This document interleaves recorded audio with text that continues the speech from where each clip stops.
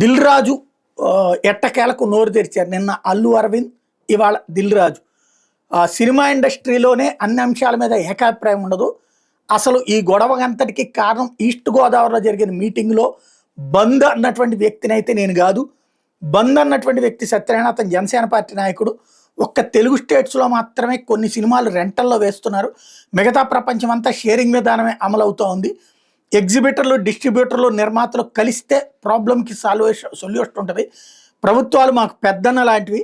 నిర్మాతలకు, డిస్ట్రిబ్యూటర్స్, ఎగ్జిబిటర్స్కి సమస్యలు ఉన్నాయి. సింగిల్ స్క్రీన్స్ని కాపాడాల్సినటువంటి బాధ్యత నిర్మాతలదే ఉంటుంది. తెలంగాణలో నాకున్నది అదే, తెలంగాణలో 370 థియేటర్లు ఉంటే అందులో 50 థియేటర్లు మూసేసే పరిస్థితిలో ఉన్నాయి.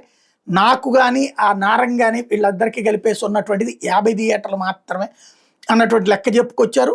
అదే సందర్భంలో అసలు ఈ వివాదం రావాల్సినటువంటి అంశం కాదు, అది కావాలని ఈ విధమైనటువంటి గోదావరి జిల్లాలో జరిగినటువంటి మీటింగ్ ద్వారా వచ్చిందన్నటువంటి పాయింట్ చెప్పుకొచ్చారు.